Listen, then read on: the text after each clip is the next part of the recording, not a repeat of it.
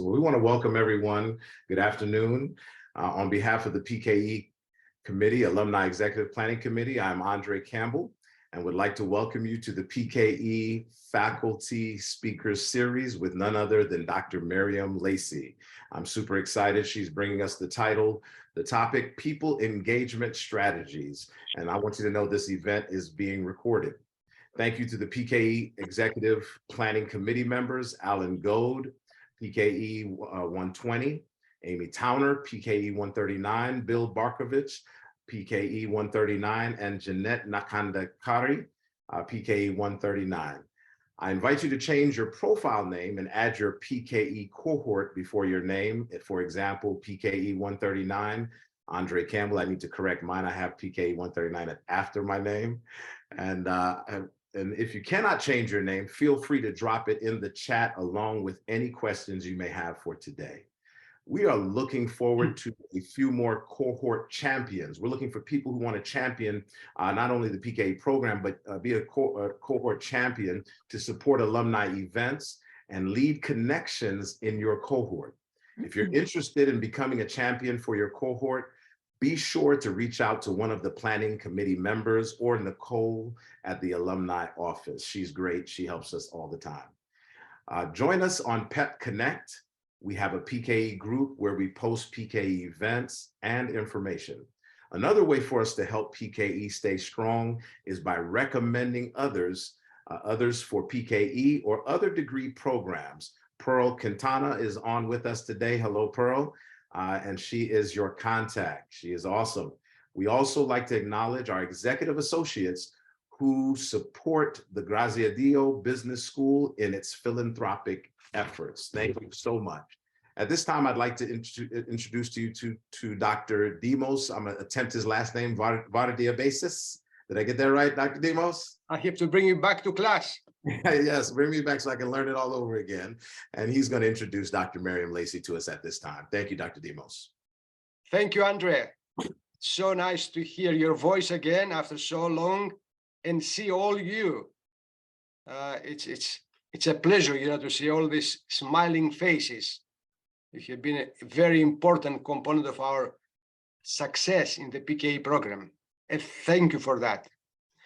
Today, we are fortunate because we have one of our top professors, Dr. Professor Miriam Lacey, to give us a talk that you will all appreciate it and enjoy very much. Unfortunately, I'm not going to be here until the end because I'm teaching the current PKE class at Irvine. So I'm jealous that I don't have the pleasure of staying with you all the way to the end. Professor Lacey has been with the university for many, many, many years. He has taken important key positions with the school, including chairmanships in the PKE program, in the personnel committee, in the faculty council, in addition of participating in national and international associations like the Japanese product or the quality Bridges Awards. She has been advising companies, the 500, and it's an active motivator, and is doing an outstanding job at PKE program that most of you, as I can see, you had her as a professor. Miriam always has been quite willing to participate and help our PKE program to continue being successful. And with that, I would like to have all of you welcoming Dr. Professor Miriam Lacey. Thank you, Miriam. Thank you for the nice introduction, Demos. I believe the time is mine now. Is that correct, Nicole? It's wonderful to see so many faces that I know several of you, and there's some I don't know. And I think this will be really fun. We have a lot of 139ers here. So I guess it's a testament to the amount of cohesion that your group created during your semester together. So the topic today is engagement, and I'm glad to see that you're interested in it. I think to start it off, I'm going to ask you some questions, and let's see. Let me get my little stuff in order here. Here's my questions here. Okay, we're going to start off with thinking in terms of what does engagement mean to you? Okay, so let's think about it for a moment, because I'm going to be randomly calling on people. So have a little something in your mind. So if I call you, you're not caught with your pants down, so to speak. Andre, you knew the topic of this, so let's start with you. When you think of engagement, what do you think of? I think of the need to, avoid to be connected in such a way that we avoid some of the silos, people not having clarity on their roles. So we want to engage in a positive way that will, the term I like is come to terms. So that kind of engagement. Okay. And Jeanette, how about you? When you think of engagement, what do you think of? I think it's mutual understanding and focused on whatever the topic is, to be able to not only be a good listener and but to also take the moment to understand what's going on within the room and what the other person is saying and absorb that information. Okay, let's ask Moni. No, is it Moni? Am I right? It's Michelle. Oh, okay. Yeah. Well, it says Moni, so I'm sorry. That's Michelle, okay. I'll have to try to remember. Michelle. When I think of engagement, I think of being clear. Clarity comes to mind because in order to understand and come to terms, you have to really know what's going on before you can go a step further to that engagement. So when I think of that, the thing that needs to happen is before we get there. It's like before you get married to somebody, you get engaged, and you have to know the person before you go to the next step. So well, you're supposed to. yes, supposed to. So clarity that we understand, we have an understanding, comes to my mind. Thank you. Excuse me. I don't have a glass of water here. I may have to go get one, but hang on. I want to ask you some question here. To what degree do you personally feel engaged at work?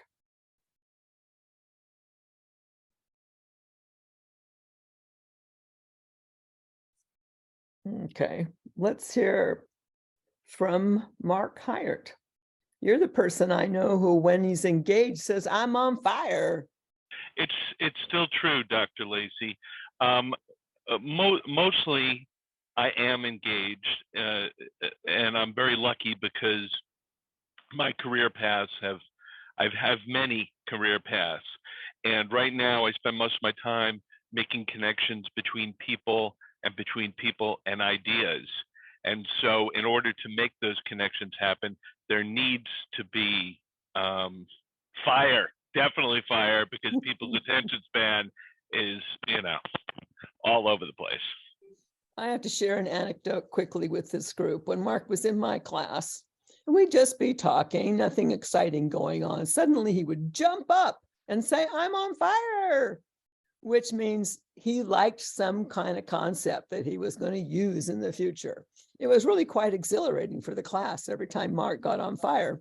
I tried not to disturb my class, but it truly was. I had a lot of those moments, and lucky most of those people still take my calls. So it's great.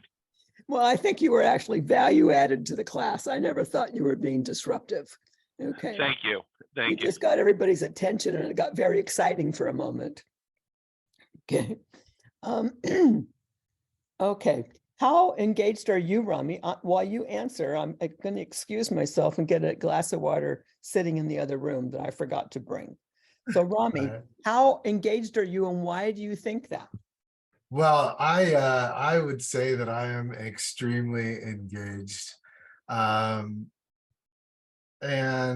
I think also part of the challenge, no matter whether you're the CEO, the founder, an employee, I mean, we all have some hills and valleys in terms of excitement and inspiration. And I think one of the opportunities individually we have is to be internal referral so that we can within ourselves, rather than being always looking outside ourselves for inspiration, but rather be inspired by what's inside of us. And what is that, like, spiritual connection? And I believe that is the wellspring where I go back to is, you know, in terms of inspiration, because it is out of that inspiration of service, of duty, of principles and values that is the springboard for my engagement. And also, hopefully, what's more important, or I would say equally important, is to be a center of inspiration to all of those people that I'm working with. Whether it's me having a talk with the janitor or a client or a CEO of another company or an investor, you know, my job is to inspire, enroll, and you know, add value. Thank you. I'm gonna have a little frog in my voice here. I've got my water now, though. It feels fine till I start talking. So here is your next question. Okay. To what degree do you think employees enjoy work? Let's think about that for a moment. Think of some examples that come to mind. And Michelle, to what degree do you think students enjoy work? People enjoy their work?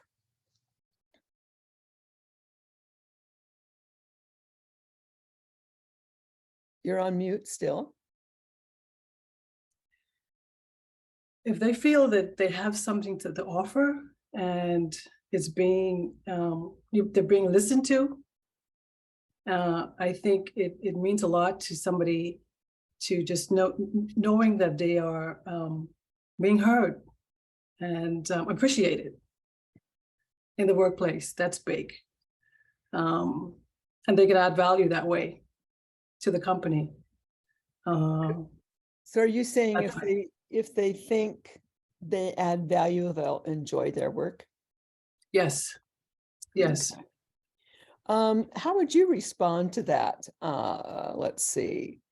Renee.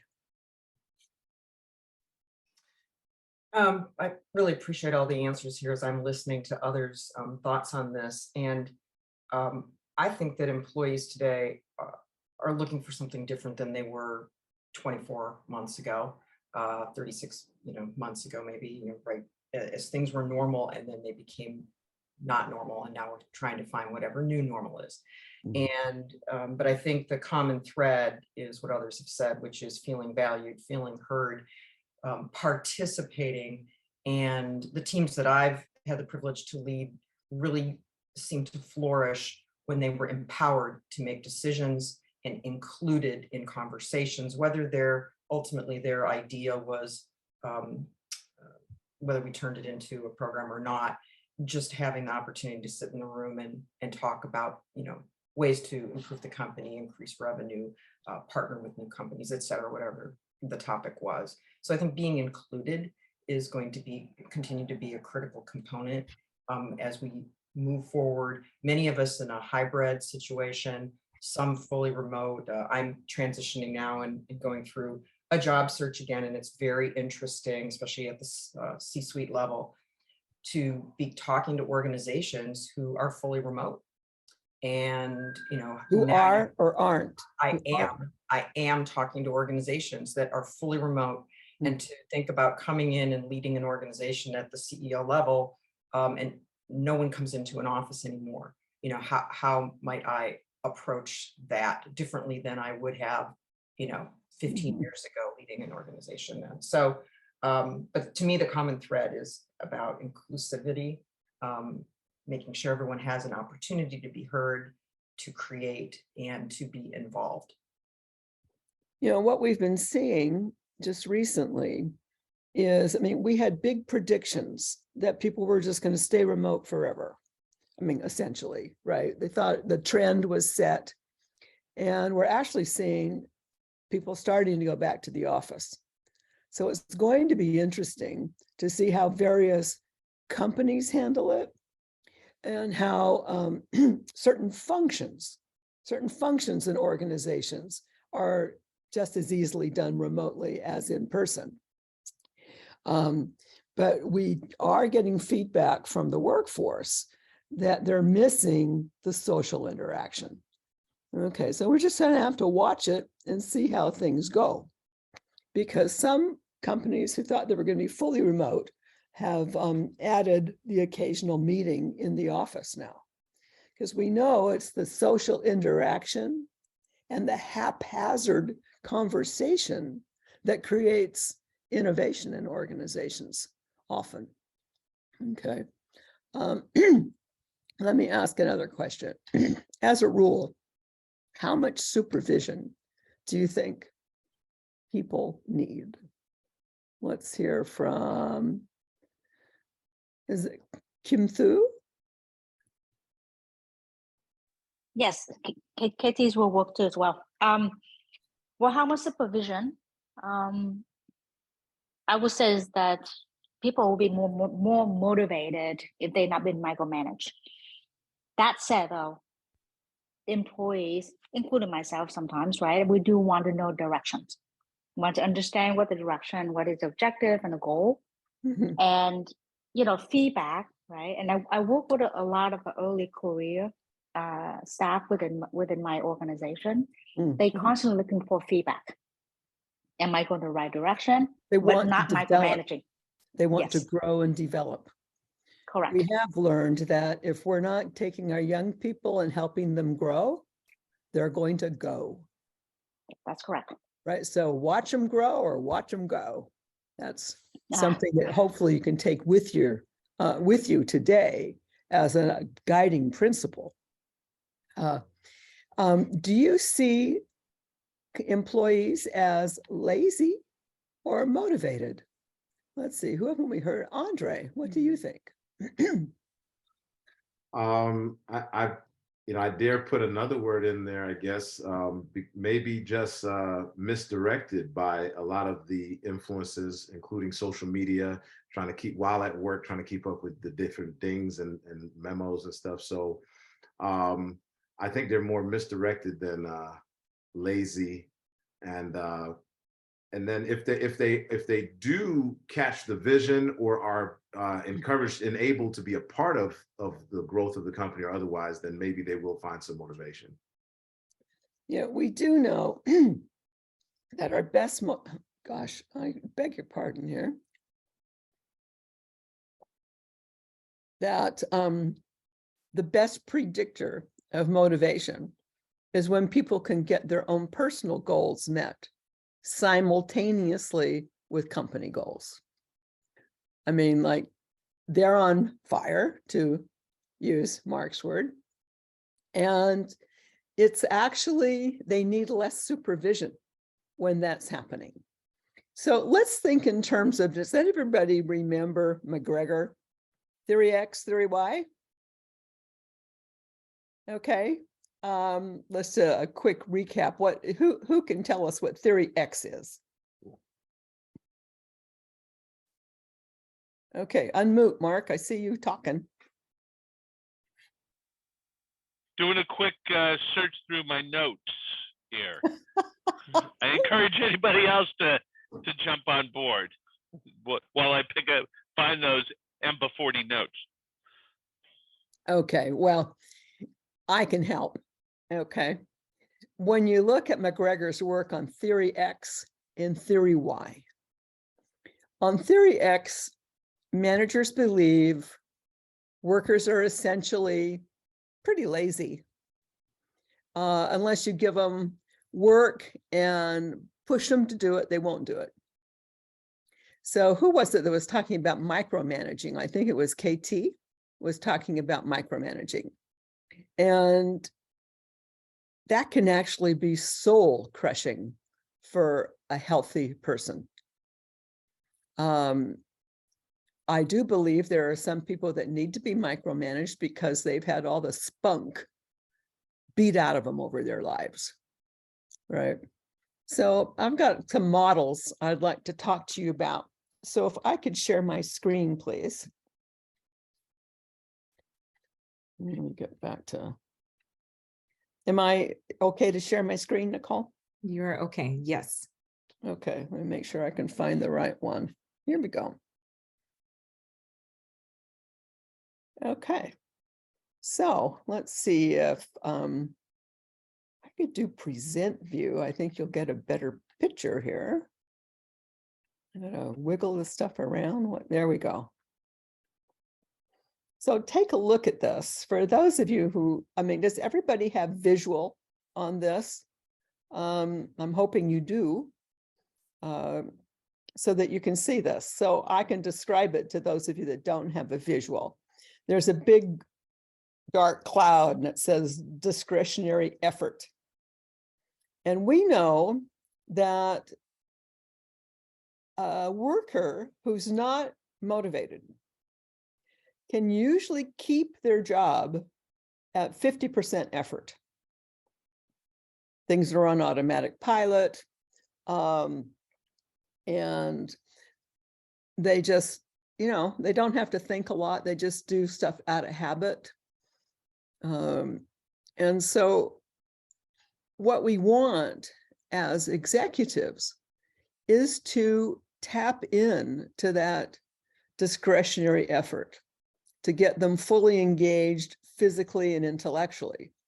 Once we do that and they're on the growth and development track, then we actually increase their contribution capability. Any questions about this? Sounds like this is a continual process. Yes, because you want them growing, or what happens? Grow or they go. But as they change, as they grow, they change. So the discretionary effort cloud changes forms too. And what released that discretionary effort when they're in their 20s or 30s and beginning their career trajectory is obviously going to be different when they're, let's say, in middle management or something like that, right? Yeah, their capabilities change, their opportunities change, but this is just, this could be over, you could have a beginning career person who is fully physically and intellectually engaged, or you could have a senior person fully engaged. So I'm not sure, does that support what you said?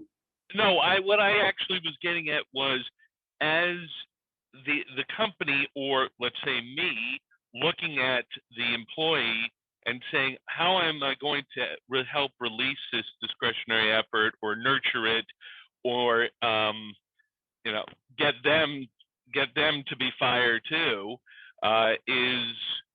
that's a constant process for me as leading the organization or being part of the leadership team, right? Yes, we have learned that you cannot be lazy and be in management. Right. You know, But, otherwise you get yeah. in this minimum contribution thing and you just plug people in and out like cogs in a wheel, and people aren't fully engaged when you're doing that. Right. So it just points to basically to continue to develop the learning organization because Yes. you learn about yourself and of the organization and the employees and what they need to release that or tap into that discretionary effort, right? Am I thinking correctly on that? Yes. Great. Yeah. We want Right. them to have the ability to change around their work, but through consent and approval with their manager's support, right? But if we're asking them for ideas about how to improve processes, quality, communication, then they start to be more engaged. Let me move this on a bit and take a look at this. Type of people involvement, right? So we can have people involved very little, like up here, or we can have people involved more than that. So the lowest part of people engagement, I'll just move it up here, is just member. You're a member in the organization. The next one is information sharing. A little more skin in the game, you get into problem solving. And then employees start making suggestions how to set, what goals should be prioritized and how should work be done. As they grow and mature in their careers, we would expect them to start taking on business decisions. And let me show you the main graphic for today. Okay, so there's a continuum. Okay, over on the left-hand side, think of McGregor's theory X. And over on the right-hand side, think of theory Y. Easy ways to think of that in shorthand is, let me move that, there we go. In a control environment on the left, high control, and on the right-hand side, a high commitment side. Okay, so with the left-hand side, we can think about the classic autocratic, authoritarian management. What kinds of behavior would we expect to see with that? How about Jeanette? Jeanette, what kind of management behavior would we expect to see authoritarian, autocratic managers? What would we observe them doing? Is she gone? No, I'm here. She says, why did she call on me? No. Can you repeat the question again, please? Yeah. When you think of autocratic, authoritarian management, what management behaviors come to mind? Like KT said, micromanaging, definitely not encouraging the employees or having that strong communication for them to understand their value in the company, their value in their role in the position. Mm-hmm. So discouraging, I would say. Yeah, managers direct and control all aspects of the organization through a rigid chain of command. Okay. The organization is highly bureaucratic in structure with numerous specialties and multiple management levels. We talk to our colleagues and say, oh, they put another layer of management in, another high-priced person that just pushes paper around, doesn't do any value-added work, right? And so we recognize that as employees, regardless of level in the organization, we know that top jobs pay big money. And if we got lots of people on top, we're very top heavy, and there's not enough value-added work to get good profitability. Non-managers are expected to respond to decisions by obeying, right? We sometimes tell employees when you arrive at the plant, when you put your coat up and get ready to go on the factory floor, be sure to leave your brains because you won't need them when you come to work. Because we're just going to tell you everything to do. You can just leave your brains in the locker along with your lunchbox. Okay. And I don't think there are many employees who appreciate that. My rationale being, employees buy cars, they take their kids to doctors, they buy houses.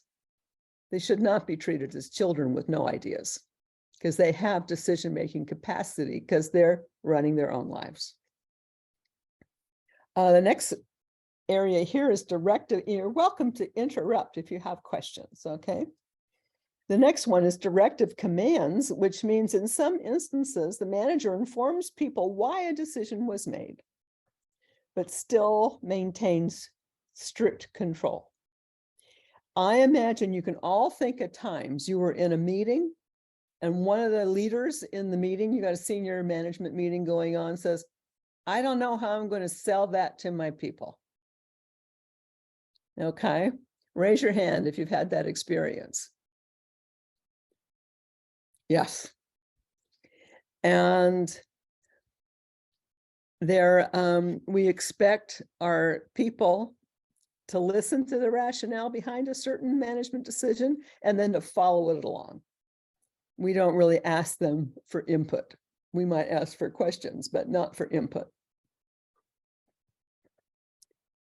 Next place is on selective information sharing. So as we go from left to right, you see we're going along different phases of the continuum. Okay. So we get to selective information sharing. Managers tries to sell their ideas. When we get to employee input, we've moved further on the continuum from control to commitment by asking them to work on pre-selected issues. I'm the boss. This is a project we need. Let's see, John, I'd like you to take care of that for me. John's not really asked if he wants to or not, right? But he's just told he needs to do that. Dr. Lacey? Yes. What I'm hearing for the first two areas, autocratic, authoritarian management, directive commands, and as we move into this part where you're just telling John what he has to do, I'm thinking of the concept of personal agency where people get to think for themselves. And when people take hyper agency over others, where they are making the decisions for them, this sounds like that kind of management or boss. I like the term hyper agency, right? If that would be essentially micromanaging, correct, Andre? Yes. Okay. And you're on to a very key principle, which is we're taking away discretion, right? The further on the left we are, the less discretion people have to make decisions about anything. So we get to employee input and we pre-select the issue, and usually there's some attempt to reach consensus on such issues, but rarely does this include changes to workflow and process. It could be something like, would you rather have, I'm stumbling on the correct term. You got to help me here. I'm keep thinking roach coach, right? The van that comes in with food for your workers if they want to buy some. Yeah, What's the silver coffee catering truck. Yes, okay, that's a little better than roach coach, isn't it? I was just cringing saying it, but I didn't know how else to do it quickly. So that kinds of thing is employee input. It even could be, should we have a picnic this year or should we have a barbecue on site? You know, they're usually very low stakes. Management doesn't really care one way or the other. The people are given their parameters. Do we want the picnic here or there? What's on the menu? What kind of, what was it? Moving silver vehicle catering service do you want? So low stakes, right? And so managers are still maintaining absolute control. And many managers are very comfortable with the absolute control. In fact, I would say most. Okay, if we move along one more step toward commitment, we're looking at problem-solving groups. And managers form problem-solving groups. You get assigned usually, you know, this team on that factory rotation, you're going to take a safety issue in the yard. We just tell them they're going to do it. And a typical example of this kind of problem-solving group is quality circles, where we have a team who's producing a product or following a process where they prioritize what their issues are and take care of the low-hanging fruit very quickly, but sort the issues into things they can take care of with permission, or the manager needs to take care of on their behalf. And quality circles do very well in Japan and Germany, two of the places we get some of the best quality out of, and is particularly helpful in manufacturing. But we also use them for engineering projects and the like. It's when we want a little bit of employee input and thinking, but not a whole heck of a lot. Okay. So in problem-solving groups, the team may come up with some solutions they really believe in because they did a prototype, they did a pilot, they know they've got the data to say it's really a good thing. However, not all their recommendations get approved and implemented. They're told, no, you can't do that right now. They may or may not be given a reason, but their idea is denied. Yes, Renee.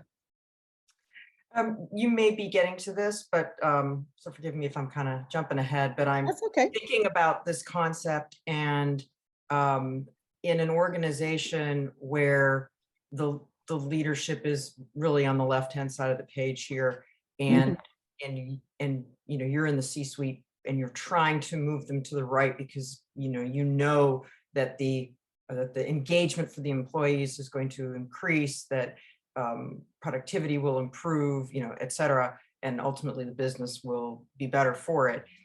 Is this a concept that has like research and data behind it that you can say, okay, let's take a look at this. Let me do this sort of education session with you, Madam or Mr. CEO, because we really need to move away from the micromanaging direct command culture that's, we've created here, and try to find ourselves moving towards the right for all the benefits, herein. Yes, we have very good data. Okay, the data contributes to our compensation approaches and philosophies, and we look at productivity and quality yields and that sort of thing, and the data is there. Okay, to say this works. It's not universal. We have some people who have been operating, like our workers, who've been operating in the first three steps there, who are scared to death when you ask them to use their brains to solve a problem. I've actually seen quality circle with factory production men from the age of 40 to 60 who were actually shaking, talking to the general manager. It was so foreign to them to be asked to have an opinion about anything. It was very, very difficult. So then we learned, well, we have to give these people a chance to rehearse so they're not near as nervous. Okay, and we have to work with the managers to make it easy on them to tell the truth. One thing I always tell managers is you have to bend over backwards to get the truth out of an employee. And if you're not bending over backwards, you're not going to get it. Because there's that famous adage about managers, how are they like mushrooms? You keep them in the dark and shovel manure on them. In other words, people, if you snap or get angry at someone for giving you bad news, like we're going to miss our production mark, you have just reduced your chances of that particular person coming to you with news you don't want to hear again. You'll figure out some way to get out of being the one to tell you. So you just really shoot yourself in the foot. So in the interest of time, let's keep moving along so you guys get to see everything. The next one is ad hoc task force, which I am sure you have all been in. Okay. Oh, my thing just did something strange. There we go. Okay. An ad hoc task force is managers involved with setting the charter and the boundaries of the task. And they involve non-managers on multidisciplinary task forces to address them. Task forces recommend, and if they are consistent with what the manager wants to do, it will be accepted. But what I've seen too many times is the manager thinks, oh, if I involve people, then they'll be committed to what the answer is. But I have my own answer in my head. So I just, like the marionette, I keep putting new parameters in or telling them why something won't work until they eventually land on my preferred solution. When people catch you doing that, you ruin their loyalty to you. They feel like they've been taken advantage of, that they put good hard work into trying to solve a problem, and all you wanted to do was co-opt them, meaning just kind of trick them into doing what you want to do. Mature adults hate that. They find it abhorrent. Okay, so it's very careful. Don't ever do that. If you actually have a solution in mind that you want them to conclude is a good idea, then give them that solution and say, I want you to work for 2.5 days and tell me every reason why this won't work. Throw every hole into it that you can. And then it's on the up and up, right? Then you can use their suggestions to modify what you're doing, or you can use their suggestions to explore new solutions, new hybrid solutions that no one's thought of yet. So we've got to be very careful of ad hoc task force, because those people will devote the time to it, because we particularly tend to put our young high performers in that group. Okay, which means they've got young families and they are working on a Saturday to please you, and they come up with some solutions, and it's very hard on them to find out at the end, after they've made their recommendations, that you had an idea all along. You're much better off to just tell them what it was you wanted to do in the first place, and ask them, tell me why it's a bad idea, tell me why it's a good idea, and how will we pull it off, if we can pull it off. You're running a much cleaner ship. You're going to create more loyalty by doing that, rather than diminishing the loyalty because they hate you because you used them. Okay, I'm using strong words here, but I think it's important. The next rung on the steps is participative decision-making. We're getting pretty close to commitment, aren't we? And participative decision-making, managers involve work groups directly in decisions that affect them. Communication is very open and free-flowing. Group decisions are made effectively and using a consensus format. Boundaries are broad. When I talk to managers, they will all say they use participative decision-making. They really don't. Okay, a lot of them have their things in mind and they're manipulating people to do it. Okay, you're just better off to run a clean ship and get solid, innovative commitment from your people. Non-managers in the participative thing get directly involved in addressing real organizational issues. They have developed a sense of responsibility to the organization's direction. Okay, and this is where we start to give up power as managers. It's not, look at, we got 1, 2, 3, 4, 5, 6 rungs on the ladder before we start letting go of any power. When we get to participative decision-making, if you're truly involving people in consensus making, you're starting to let go of some power then.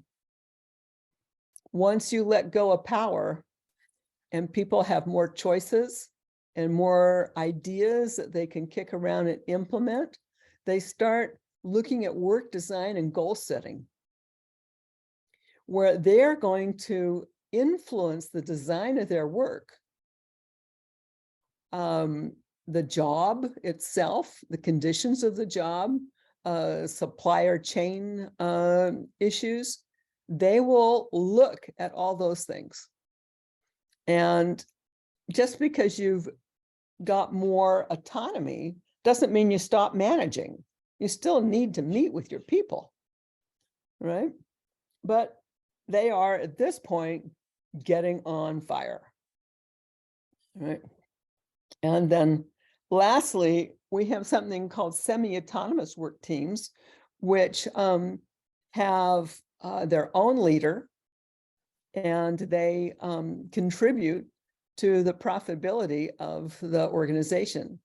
I've seen some semi-autonomous teams being given a complete product to market, sell, and produce. You turn them into like little mini general managers. But that takes a lot of maturity, a lot of capability, and a lot of growth and development that is shepherded by the managers. So that gives us our, I'm going to stop sharing a minute so we can talk, and we can look at this.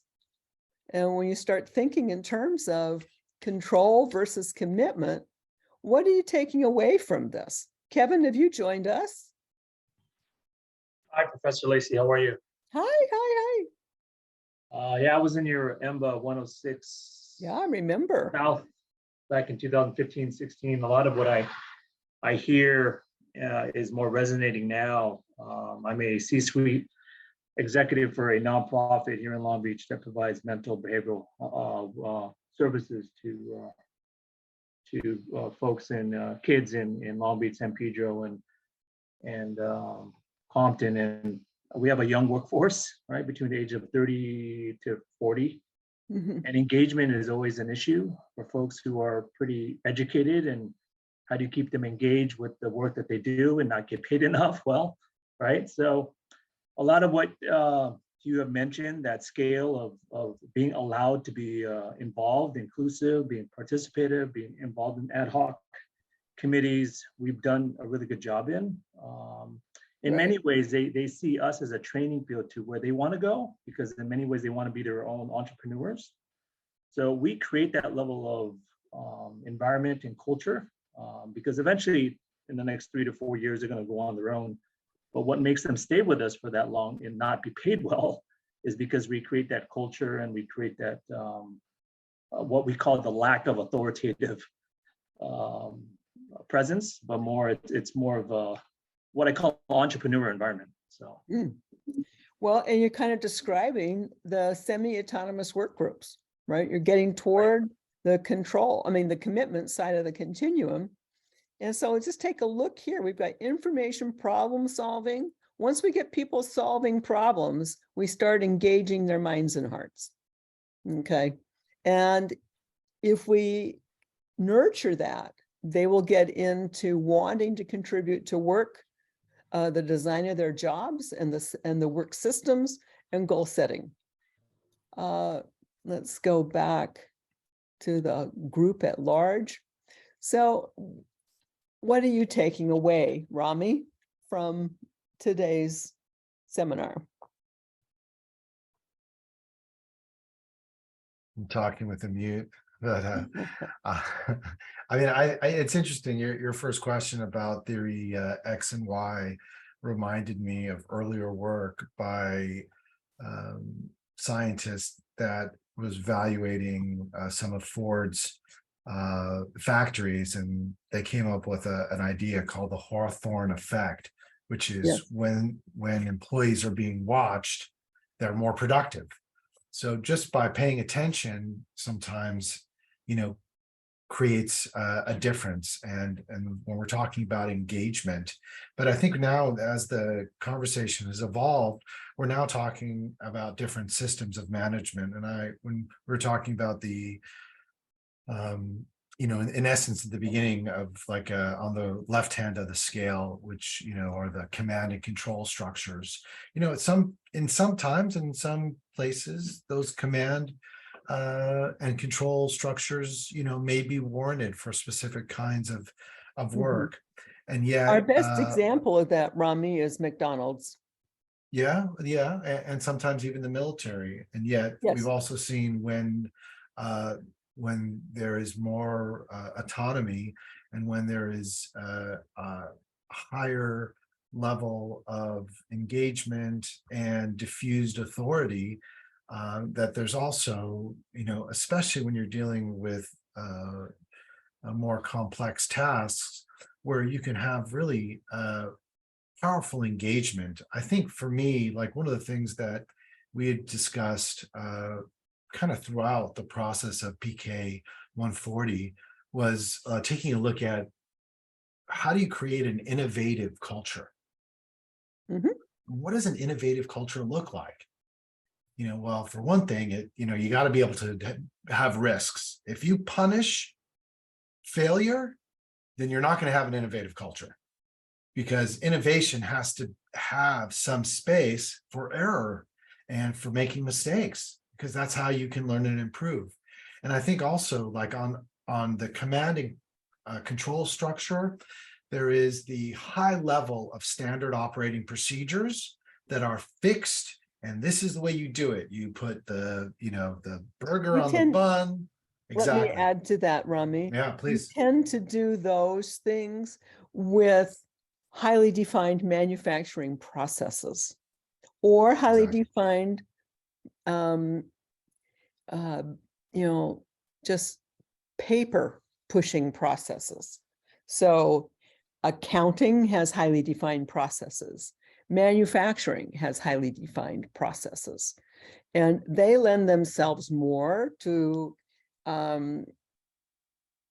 protocols and And for good defined. reasons. I mean, if Yeah. you're in a genetic lab or you're manufacturing medication, there's a good reason for very specific procedures.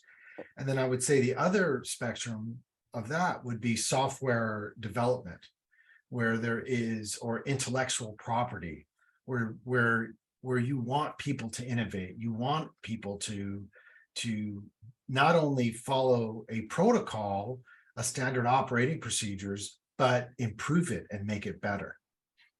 Thank you. Yeah, otherwise- just to amplify that, I'd say one of the keys, one of the ways that teams that I've been involved with or managed, we've been successful, is that we've done a great job documenting a lot of the processes that do take place, whether it's written or in the media world, where I've spent a significant amount of time.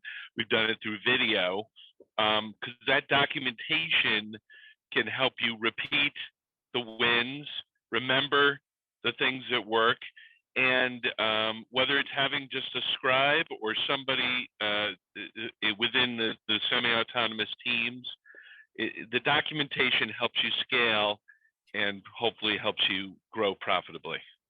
Well, the documentation is a shared resource for everybody in the organization, right? So you don't have rogues running off. The Japanese have an interesting principle called pokiyoki, which I learned when I learned about all the lean and manufacturing methods from Japan. And my work there was pokiyoki is foolproof. You design things that can only be put together one way, the right way. And they have highly defined methods and processes. And when they make an improvement, it gets blasted out through all the organization. And everybody is expected then to absorb that and change their methods. So let me I thought maybe I'd show you this one last time, so it kind of is in your mind. So if you want commitment, you need to be working on problem solving and starting to let people contribute to their goals and the design of their work. Okay. So I believe this is coming to our conclusion. So any last comments or questions before I hand it back to Nicole? Yes, we're Anyway, going to take some it's questions been and wonderful to answers. see everybody. Thank you for the opportunity. Absolutely. Thank you, Dr. Lacey. We're going to take some questions and answers at this time. I know we've been blessed to be able to ask questions throughout. Thank you, Dr. Lacey. You always let us do that. Anybody have some questions at this time? Or some summary comments. That would be fine. Dr. Lacey, I would say that you validated my thinking, because that first early question, and I spoke a little about, engagement and empowering teams and the success that I've had doing that. I also appreciate from John, thank you, the book on speed of trust, because from a change management standpoint, I think that is one of the challenges. If you see the need to make a shift like this culturally in the organization, you're in the C-suite and you have the ability to do that, how do you help educate and bring the others along? What is the rationale? And it's always, to me, research and data. It's not just my great idea that this works better this way. So I really appreciate not only your thoughts and the slides that you presented today, but also the team on the call. So thanks, everyone. Absolutely. Okay. I was going to mention, if you want to go from control to commitment, you don't just hand over the checkbook to the 14-year-old and say, you're now in charge of paying our utilities for the family, right? You don't just go into an organization and say, okay, you're now empowered. You have to move along the continuum. Just like with the fellows who were nervous reporting out their recommendations to management, they were shaking, remember? You don't want to go too far too fast. We were able to give them the support they needed, so it turned out smoothly. But it's a measured process. You want to be thinking what you're doing as you move along the continuum, because you need to go through those stages. If it's a greenfield, brand new plant, nothing's ever been made there, there's no tenured employees in any kind, you can go straight to the work design and semi-autonomous teams. You can design them that way, just start there. But people have a hard time moving from the left all the way to the right, unless they get the support they need. Awesome. We'll take one more as we wrap up today. We're a little over, but thank you, Dr. Lacey. I tell you this, you made me think about a couple of words came to mind, additional words. One was the concept of good authority. When you're under good authority, led by good authority, that authority teaches you how to become the authority. And it is a process, as you were speaking of. So thank you so much for that today. One last one, there's going to be a survey that's emailed. Nicole will email those surveys to us. And Rami was asking about, are there any handouts? I know this is being recorded. Are there any handouts? I guess we could send them the slides I just used. That'd be fine. Awesome. Okay, I'll send them to Nicole and you can blast them out to everybody. Okay. Is there one more person before we conclude and hand over to Nicole?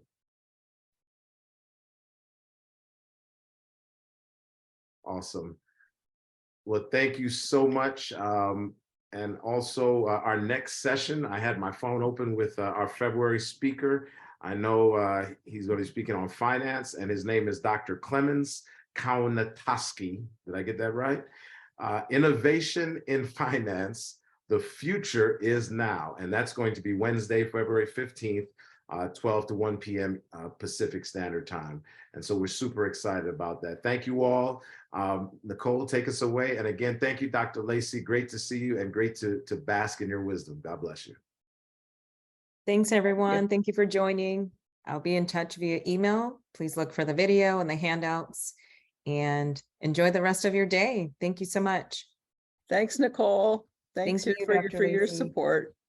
Okay, Good bye, to see you, everybody. Justin.